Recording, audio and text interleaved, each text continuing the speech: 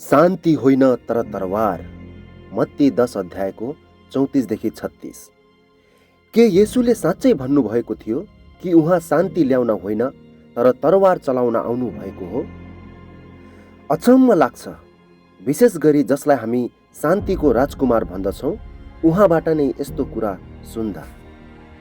यस भिडियोमा हामी मत्ती अध्याय 10 पद 34देखि 36मा येशूले भन्नुभएका कुराहरूको अर्थ के थियो भनेर अन्वेषण गर्नेछौँ र उहाँका शब्दहरूले आज पनि हामीलाई किन चुनौती दिन्छन् त? म पृथ्वीमा शान्ति ल्याउन आएको हुँ भनी नठान। शान्ति ल्याउन होइन तर तरवार चलाउन म आएको हुँ। किनकि म मानिसहरूलाई उसका बाबुको विरुद्ध र छोरीलाई उसकी आमाको विरुद्ध र बुहारीलाई उसकी सासूको विरुद्ध गराउन आए। मानिसका शत्रु उसको आफ्नै परिवारभित्रकैहरू हुनेछन्। मत्ती अध्याय 10 पद 34देखि 36। यी शब्दहरू कठोर सुनिन्छन्, तर तिनीहरूले येशूलाई पछ्याउनुको वास्तविक अर्थ के हो भन्ने बारेमा गहिरो कुरा प्रकट गर्दछन्। मत्ती अध्याय 10मा येशूले आफ्ना 12 चेलाहरूलाई सुसमाचारको लागि पठाउँदै हुनुहुन्छ। उहाँले तिनीहरूलाई चेतावनी दिनुहुन्छ कि सुसमाचार प्रचार गर्दा अस्वीकृति, सतावट र पीडा हुनेछन्। त्यसैले जब उहाँले भन्नुहुन्छ म शान्ति ल्याउन होइन तर तरवार चलाउन आएको हुँ, उहाँ हिंसाको लागि आह्वान गर्दै हुनुहुन्न। उहाँले तिनीहरूलाई विभाजनको बारेमा चेतावनी दिइरहनु भएको छ। यहाँ तरवारलाई प्रतीकको रूपमा लिएको छ, हतियारको रूपमा पटक्कै होइन। यसले द्वन्द्वलाई प्रतिनिधित्व गर्दछ, अपरिहार्य विभाजन जुन सत्यले झुटको सामना गर्दा हुन्छ र जसरी प्रकाश अन्धकारमा प्रवेश गर्दा हुँदछ। धर्मशास्त्रभरि तरवारले प्राय परमेश्वरको वचनलाई प्रतिनिधित्व गर्दछ, त्यही जसले छललाई काट्दछ र हृदयलाई प्रकट गर्दछ।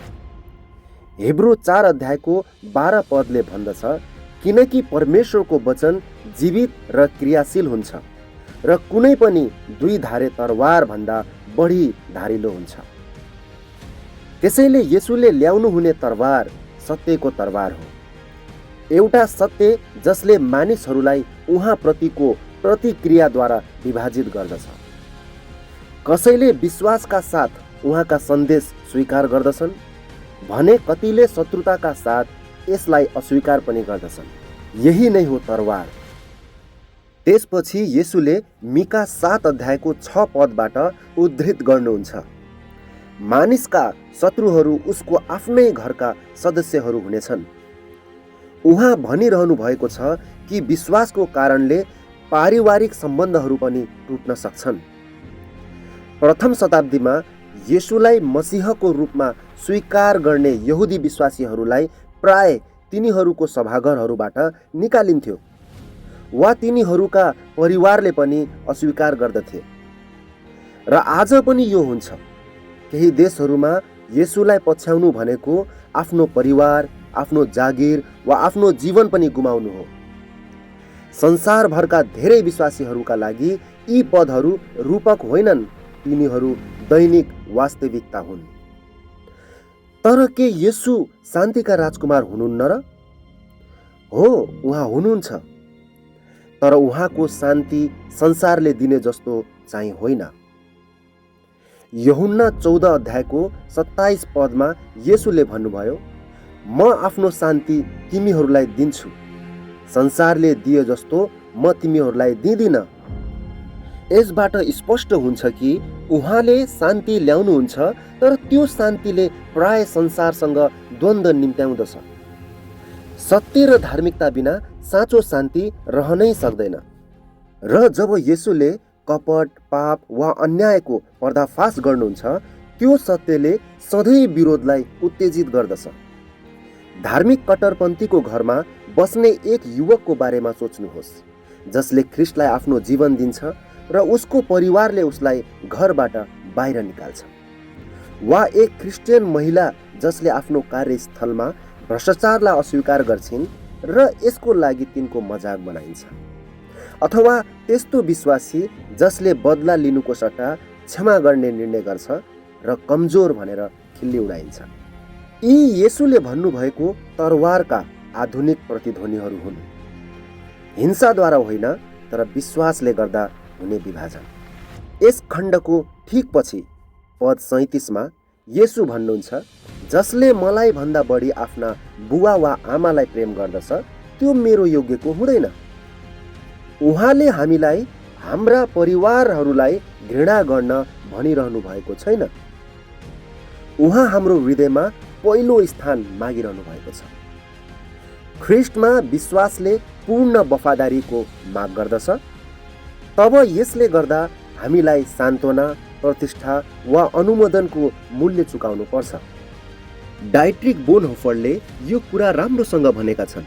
जब ख्रीष्टले मानिसलाई बोलाउनुहुन्छ, उहाँले उसलाई आउन र मर्न भन्नुहुन्छ। त्यो चेलापनको मूल्य हो। येशूका शब्दहरूले हामीलाई सम्झाउँछन् कि सुसमाचारले केवल सान्त्वना दिँदैन, यसले सामना पनि गर्दछ। सत्य प्रकट हुनु अघि प्राय विभाजन आउँछ। शान्ति आउन अघि झुटो शान्ति चकनाचुर हुनुपर्छ। येशूले यस संसारको भ्रमहरूलाई जोगाउन आउनु भएन, तर उहाँ हामीलाई स्वतन्त्र बनाउनका लागि सत्य प्रकट गर्न आउनुभयो।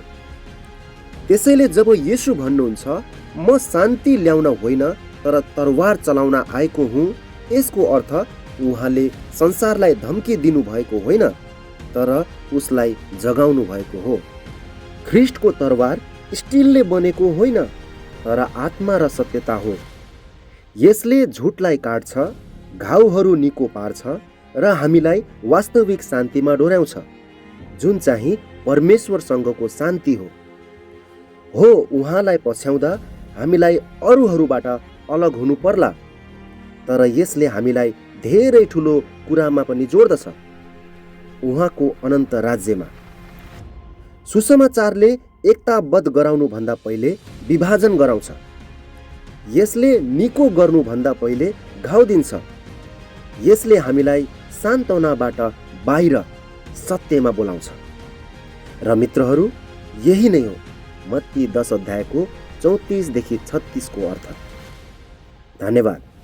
जानुभन्दा अघि यदि तपाईँलाई यो भिडियो मन पर्यो भने र येशूको सन्देशमा सहमत हुनुहुन्छ भने कृपया सब्स्क्राइब, लाइक, कमेन्ट र अरूलाई सेयर गर्न नबिर्सिनुहोस्। हामी सबै मिलेर उहाँको प्रेम र सत्यतालाई संसारभर फैलाउँ। परमेश्वरले तपाईँहरूलाई आशिष दिनुभएको होस्। आमेन।